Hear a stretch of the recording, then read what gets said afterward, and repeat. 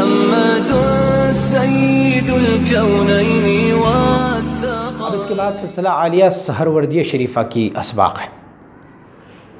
یہ یاد رکھیں کہ سلسلہ عالیہ سہروردیہ شریف کی تمام اسباق بمثل طریقہ عالیہ قادریہ شریف ہے۔ جو اسباق سلسلہ عالیہ قادریہ کی ہیں وہی اسباق سلسلہ عالیہ سہروردیہ کے ہیں، لیکن فرق ہے تو صرف مراقبے میں فرق ہے۔ سلسلہ عالیہ قادریہ میں مراقبہ 5ویں نمبر پر تھا، 5واں سبق تھا، اور یہاں پر مراقبہ سب سے آخر میں ہوگا۔ سلسلہ عالیہ قادریہ میں مراقبہ فجر کی نماز کے بعد یا عصر کی نماز کے بعد تھا، یہاں پر مراقبہ دن رات میں آپ کو کوئی بھی ٹائم مل جائے آپ کر سکتے ہیں۔ سلسلہ عالیہ قادریہ میں مراقبہ کم از کم 5 منٹ کا تھا، یہاں پر مراقبہ کم از کم 20 منٹ کا ہوگا۔ سلسلہ عالیہ قادریہ میں مراقبے کی ترتیب الگ تھی، یہاں پر ترتیب سماعت فرمائیں۔ سلسلہ عالیہ قادریہ، چشتیہ اور سہروردیہ کی اسباق کو بمثل سرود و نغمہ، ذوق و شوق سے اپنی باطن میں شروع کر لیں، یعنی آپ نے اس پر زبانی اسباق نہیں شروع کرنی، آپ نے اپنی باطن میں اسم ذات کا اللہ ہو کا، لا الہ الا اللہ ہو اللہ کا، اللہ کا، یہ اسباق اپنی باطن میں بمثل سرود و نغمہ شروع کر لیں، اور یوں تصور کریں کہ اس اسباق کی ذکر کرتے ہوئے میرے ساتھ ملائکہ اعظام کی ارواح، انبیاء علیہ السلام کی ارواح اور صالحین کی ارواح بھی اس ذکر میں میرے ساتھ شامل ہیں۔ پھر اس ذکر کی ثواب کو بشکل تحفہ، جیسے پرانے زمانے میں لوگ کسی کو تحفہ دیا کرتے ہوتے تو ایک رومال میں ایک گٹڑی باندھ لیتے، یوں کر کے اس ذکر کی ثواب کو بشکل تحفہ گٹڑی میں باندھ کے اپنے سر پر رکھ کر تصوراً مدینہ منورہ چلنا شروع کر دیں۔ اور جب آپ تصوراً مدینہ منورہ پہنچیں گے تو یوں تصور کریں کہ حضور سید عالم صلی اللہ علیہ وسلم بھی اپنی قبر انور سے باہر تشریف لائے ہیں، ان کے ساتھ اپنے مرشد کو بھی تصور کریں کہ وہ بھی حضور کے دائیں طرف تشریف فرما ہیں اور حلقہ ذکر تشکیل دیا گیا ہے۔ آپ یہ تحفہ جو ثواب ذکر ہے اسے حضور کے بارگاہ میں پیش کریں، 10 بوسی کریں اور الٹے قدم واپس آتے ہوئے حلقے میں سامنے بیٹھ جائیں اور حضور کی سینے سے اپنی سینے میں نور اور فیض محسوس کرتے رہیں، کم سے کم 20 منٹ، زیادہ سے زیادہ جتنا آپ کا ذوق و شوق رہا۔ جب آپ چاہیں کہ اب میں اس مراقبے کو ختم کرنا چاہوں تو آپ حضور کی بارگاہ میں حاضر ہو، اجازت لے، 10 بوسی کرے، وہ ارواح جو ملائکہ اعظام کی، وہ ارواح جو انبیاء علیہ السلام کی، وہ ارواح جو صالحین کی آپ کے ساتھ ہمراہ ہو کے حضور کی بارگاہ میں گئی تھیں، یوں تصور کریں کہ سب اپنے اپنے مقامات میں واپس چلے گئے ہیں اور آپ رجعت قہقری یعنی الٹے قدم چلتے ہوئے جب اپنی جگہ تک پہنچ جائیں گے تو آپ کا مراقبہ ختم ہو۔ مراقبے کا ویسا ہی ہے کہ رخ بقبلہ بیٹھ جائیں گے اور آنکھیں اور زبان بند رکھیں گے اور یہ تصور جو میں نے آپ کو بتایا یہ تصور کرتے جائیں گے۔ آپ کو کچھ محسوسات ہو رہے ہوں، کوئی مکاشفات اگر دوران مراقبہ ہو رہے ہوں تو اس مکاشفات اور محسوسات کو اپنی مرشد گرامی کی بارگاہ میں پیش کرتے جائیں، اور صحت اور بطلان، صحت اور غلطی کا آپ نے انہی سے استفادہ کرنا ہے، وہ آپ کو بتاتے جائیں گے کہ یہ صحیح ہے یا غلط ہے، تو آپ ان کو پیش کرتے جائیں گے۔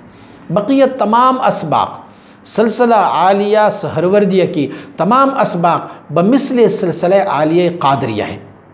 استغفار شریف یہاں بھی موجود ہے، اسباق میں شامل نہیں ہے، 313 مرتبہ، وقت بھی وہی وقت ہے، وقت سحر ہے، 313 بار استغفار شریف پڑھنی ہے، استغفر اللہ الذی لا الہ الا هو الحی القیوم واتوب الیہ۔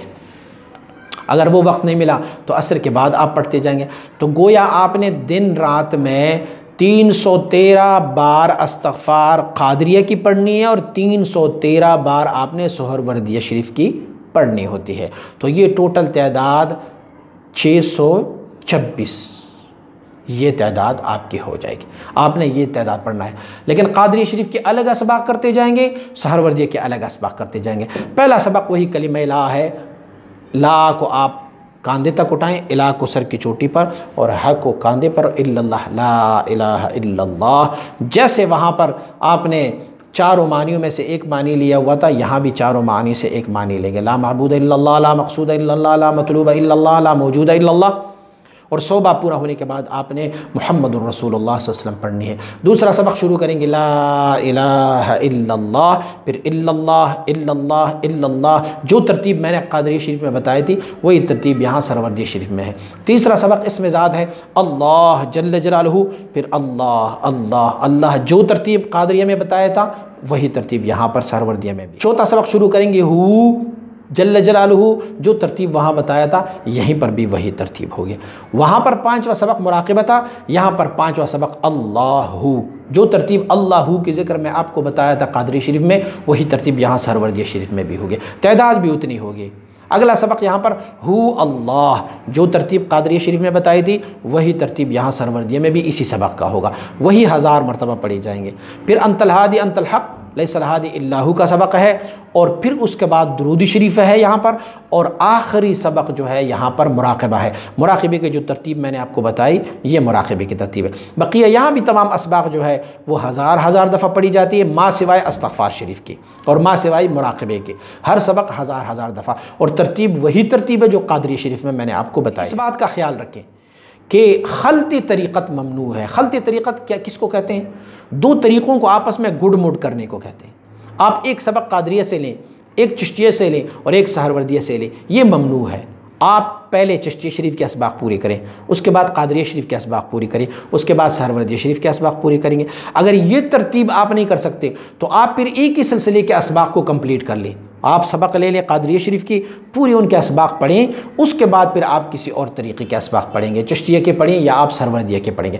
تقدیم اور تاخیر میں کوئی مسئلہ نہیں ہے کہ آپ سہروردیہ شریف کے اسباق کو پہلے پڑھیں اور چشتیہ شریف کے اسباق بعد میں پڑھیں گے، کوئی مسئلہ نہیں ہے، لیکن 2 طریقوں کے اسباق کو آپس میں گڈ مڈ کرنا یہ ممنوع ہے کہ ایک سبق آپ قادریہ سے لیں، ایک آپ سہروردیہ سے لیں، پھر ایک سبق آپ چشتیہ سے لیں، ایک پھر قادریہ سے لیں، اس طرح خلط کرنا یہ ممنوع ہے۔